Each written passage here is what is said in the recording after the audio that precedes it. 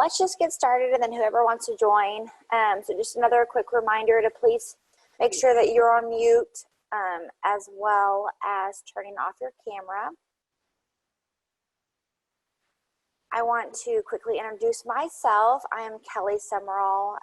I co-lead the Young Leaders event with Ashley Britton with Herman Miller. I'm really looking forward to today's motivational speaker, Danny Leader. She's a good friend, she's motivated, she's determined. So I know she has a really great encouraging word for all of us today. So I'm very excited just to hear what she has to say. So Danny, if you want to take over, and then at the end, if you all have any questions, at the bottom of your screen, there's a little chat button. So you're able to ask any questions along the way. And at the end, the last 5-10 minutes, Danny will answer those. So Danny. Thank you, Kelly. Well, first, I just want to say thank you so much for asking me to be involved in the Motivational Mondays. You know, I never would have thought I would be on something like this.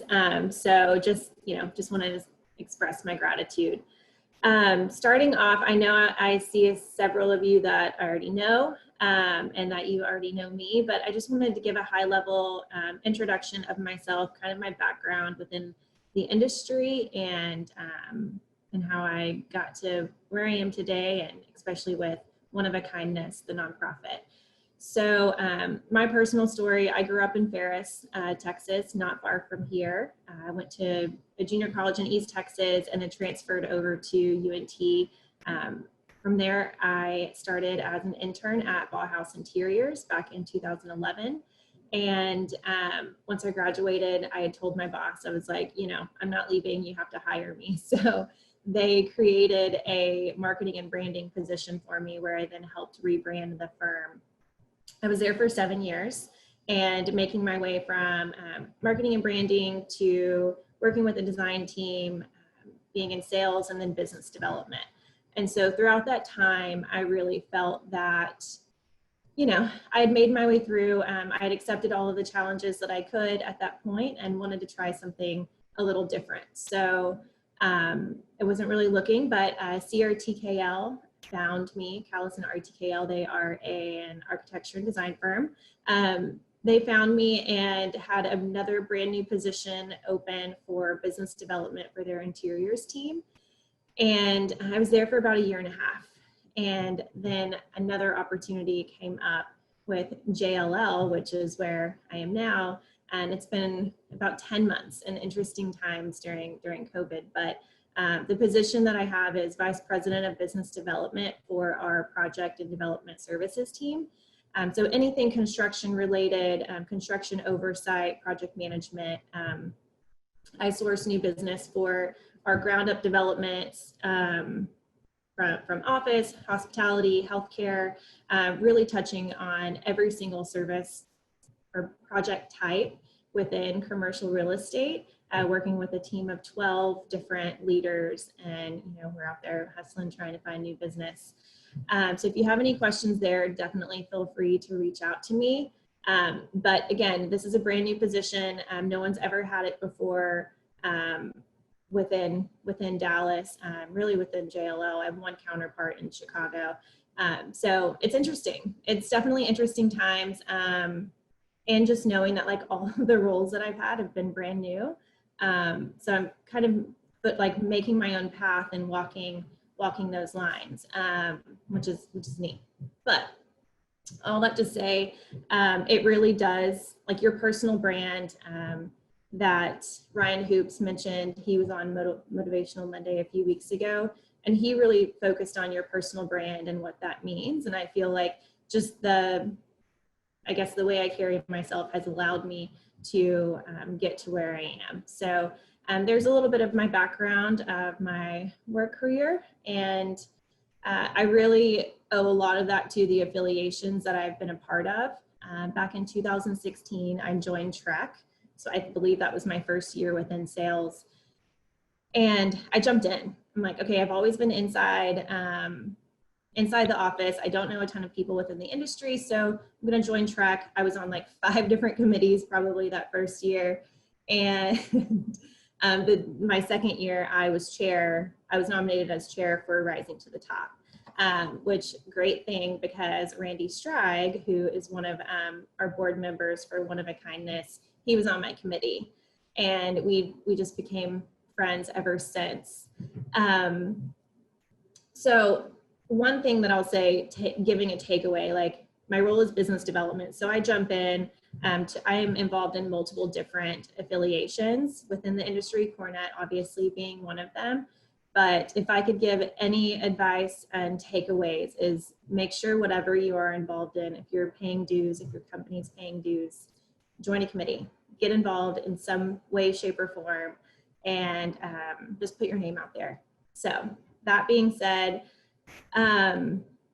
being involved in Cornet, I was also nominated for last year the Young Leadership Award for Commercial Real Estate, and did win that award, which is absolutely like mind-blowing but amazing at the same time. So that was really, really awesome. A huge honor.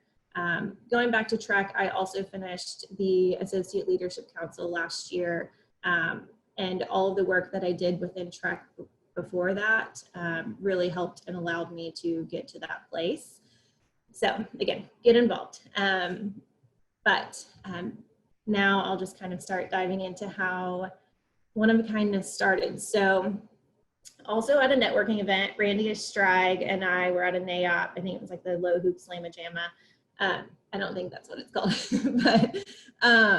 but so we were there networking with people. One person mentioned, they're like, well, why don't you start a nonprofit, like randomly in conversation?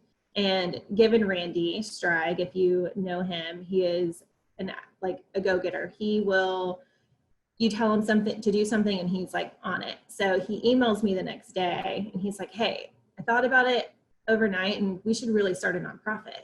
And I was like, all right, like we've never done it before. Like we have no idea what we're doing, but we just kind of like jumped in, not knowing what we were getting ourselves into, trying something new, getting uncomfortable. We're like, okay, let's do it. Now what? Where do we start? What do we want to do? What do we want it to be based off of?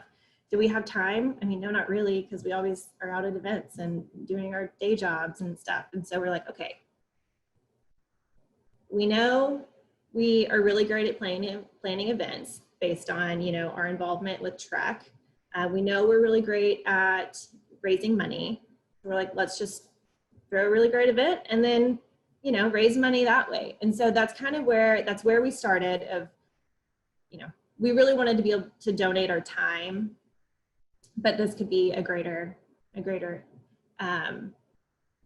know, outcome, right? So then we're like, what's our cause? What are we doing? And just the more that we got to know each other on a personal level, we had a little bit of like-minded, like our heartstrings were pulled in some of the same ways. So we wanted to focus our nonprofit on helping kids who have been affected by addiction, whether that's their immediate parents, whether it's just a joint relative, a close friend. We both had that heartstring, and if you're interested, I'm more than happy to share my story one-off, but we really wanted to find a way to break the cycle of what addiction can do within families. And in knowing that, like, okay, if you are a kid and your parent is, does have a substance abuse or alcohol related, there's a way to get out of it. And so we decided right then and there, like, okay, this is our focus. Now we just have to find a nonprofit that focuses on that. And so another thing that we really wanted to focus on within, for our nonprofit is to serve other local, I'll say underserved nonprofits, but just ones that don't have a ton of awareness, that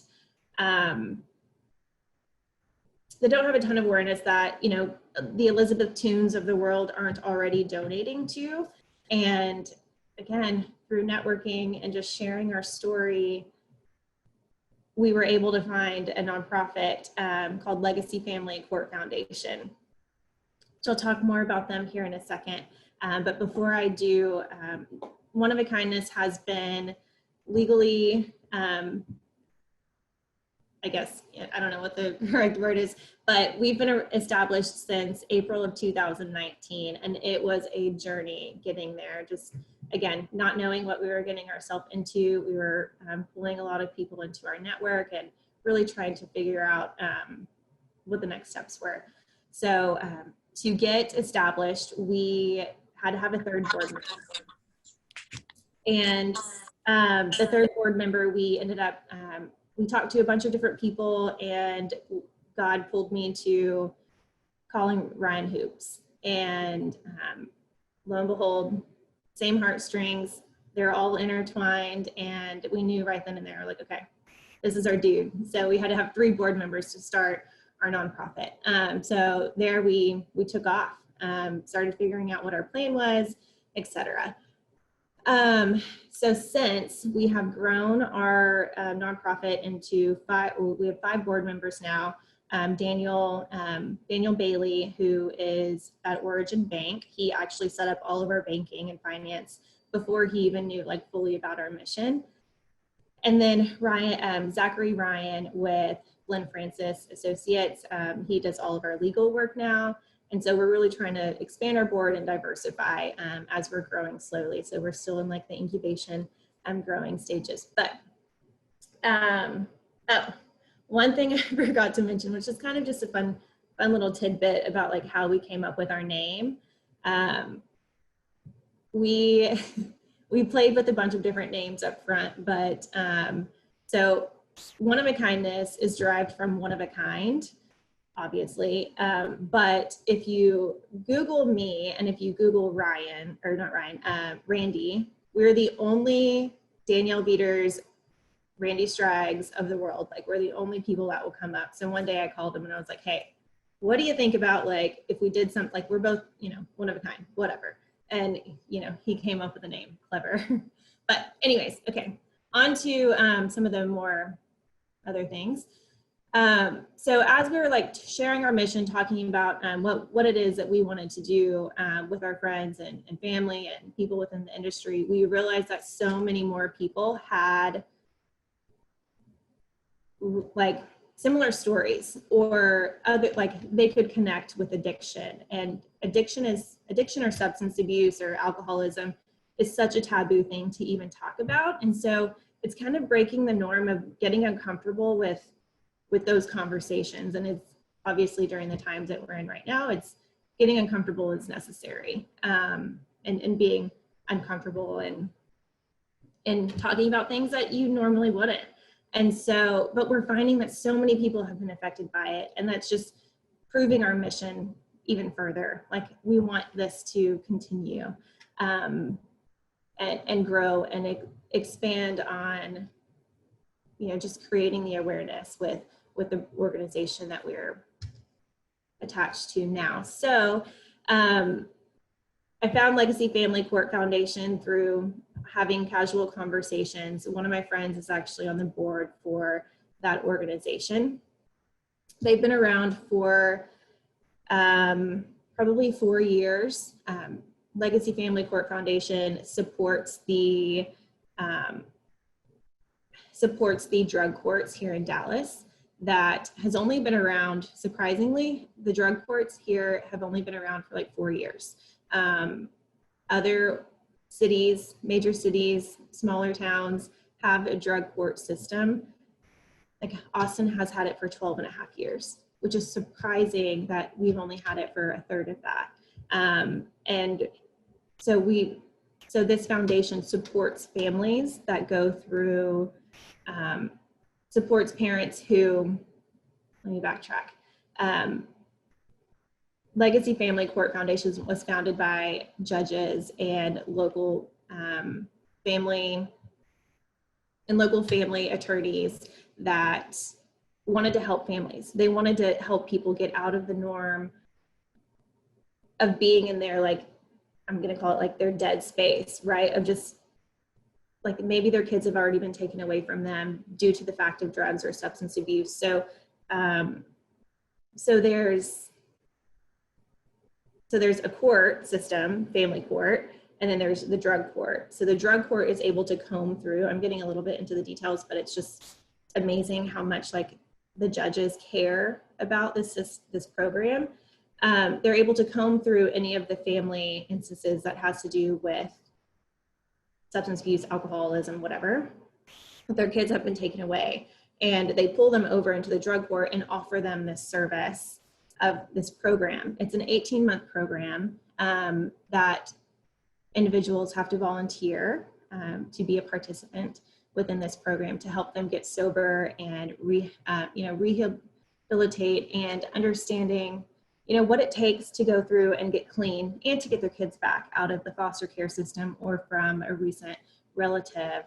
And so it costs a lot of money.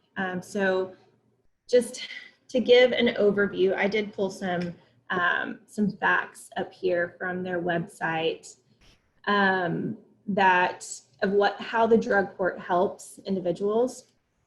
So the one fact, parents in family drug court are twice as likely to go into treatment and complete it. Children of family drug court participants spend significantly less time in and out of home placements such as foster care. And family reunification rates are 50% higher for drug court participants. Most of the drug court participants have been within the cycle, like maybe their parents used or their parents used or another relative. And so the parent breaking the cycle is the first step, right? To giving their kids hope, to getting their kids back, to having a family. And so it's such an amazing cause. But outside of that, let me go back to the 18-month recovery program that they go through. There's 4 milestones. Within the first milestone, it's inpatient, you have your inpatient, and then the very last one is outpatient. But within the inpatient program portion of it, some of these participants have to take up to 4 to 5 drug tests a week, which is costly and expensive. And overall, the program, let me backtrack another second, but overall the program costs $20,000 for 12 months per person. And the program is 18 months. So the money adds up. Currently, there are 18 active participants within the program. And there's 4 to 5 that are actually applying right now. The program has an 80% success rate, which is incredible. I'm going to show you a video here in a second. But one thing that One of a Kindness is really wanting to do right now is figure out a way to raise some money and to help these individuals go through the programs. And one small thing is, how can we help get in-kind donations? How can we help just pay for one of those drug tests, right? And so I'm going to show you a video. It's basically this woman, can you hear me? Yes. Okay. I can hear you. So this woman went through the program. She graduated from the program. She got her associate's degree. She's currently going to school to get her bachelor's degree. And none of that would have been possible without this program. Who knows where, she could have ended up. And the fact that she is just on her journey of recovery and, look how happy they are. So it's just, that's what pulls at my heartstrings. The Judge Lee is one of the women that was at the beginning of this video.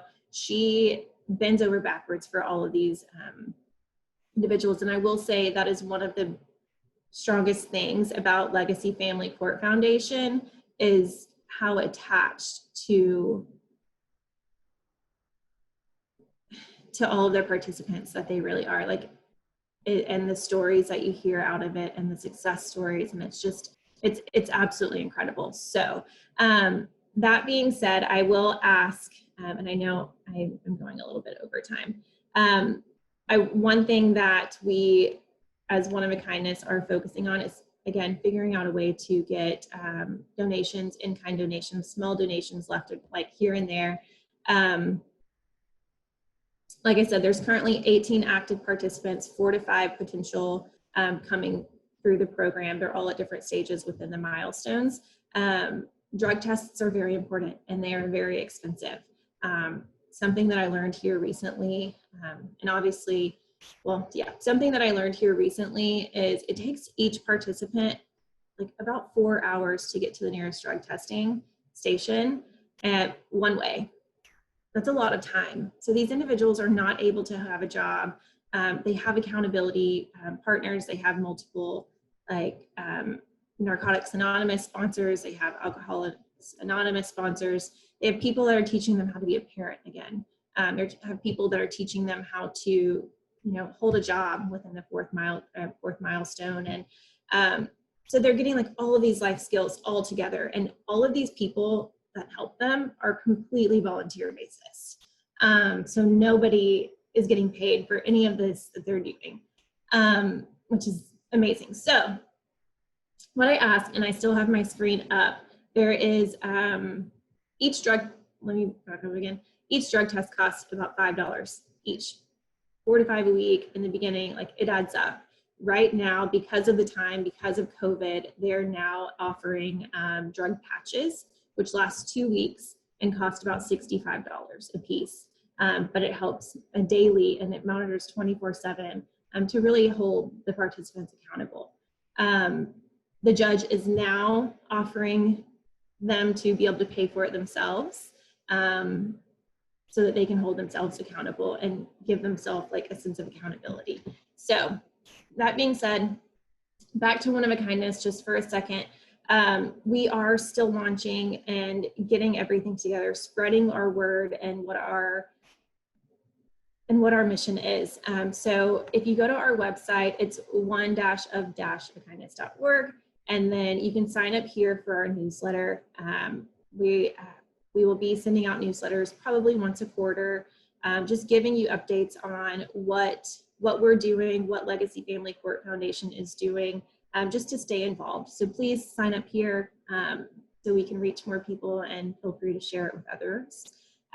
Another way that you can get involved is to donate. This cute little donate button here. Click donate. It's all through PayPal. Like I said, Daniel Bailey, one of our board members, he helped set up all of our financials with Origin Bank. So you can donate here, and there's another way that you can, mindlessly like donate. It's through Amazon. So if you go to smile.amazon.com, there's a way that you can support organizations, and just pick One of a Kindness nonprofit corporation here in Dallas. So I think that might be all. I love this, Danny, so much. I mean, your heart, you can definitely know that your heart is in this, and it's really sweet. I did have one question that's in the chat. And if anyone else has any questions, please feel free to ask Danny. But do you see will you read the question and then answer it, or can you see it? I can't see it. Okay. It's down at the chat at the bottom. But let me just ask you, it says, do you find that your passion and your nonprofit has opened doors for you professionally that wouldn't have been otherwise? I would say yes. It goes back to the vulnerability of when networking, and just being your true authentic self, of just, maybe you have a connection, a personal connection with somebody, and maybe you don't. But I've found within business development for myself is when you do have those personal relationships, you really can go the extra mile then for them. Whenever you do have those close relationships, you want to find out how you can help people. You want to find out how you can help them. And of course, like how they can help you in the long run.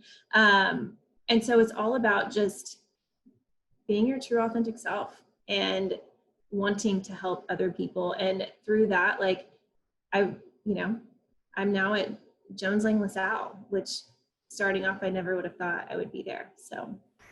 Well, and for everyone who knows you, I mean, you're such a go-getter, and so easy to talk to. So, I mean, it's not surprising how much you've done in our community, and we're so thankful and grateful for that. I think it would really help us if you would send us a link, because I know once we get out of this, it goes away, so people can't see the chat. So if you would send us kind of the smile.amazon, I think that is such a great, easy way to donate to the nonprofit. And then also just send us that little clip that we weren't able to hear. I think people would really love to know more. Okay, perfect. Do I send that to you? Yep, send it to me and Ashley Britton, and I we will send it out to the group. Okay, perfect. Well, does anyone have any other questions for Danny or anything else that they would like to say? No? Okay, well, let me do one last thing. Yes. So overall, like this story, yes, it was a lot about one-of-a-kindness, but a lot of it too is about just getting uncomfortable, being vulnerable, trying something new, and not being scared to fail. You learn whenever you fail. And I guess if there's anything that you take away from this, there's that. And get involved, whether it's within One-of-a-Kindness or within other organizations. Like I also foster for Dallas Pets Alive. I heard on the news the other day that senior housing, like folks in the senior homes, they're looking for pen pals, like how can you bring light and bring a smile to somebody else? So find a way to get involved within the community, whether it's local, whether it's national, whether it's donating money, whatever it is, just find a way to get involved somehow. So that's it. I love it. Well, thank you, Danny, so much it's such an honor for you to speak with all of us today. And I know that I'm forever grateful for your friendship and what you're doing within our industry. So thank you so much for taking the time and talking with us this morning.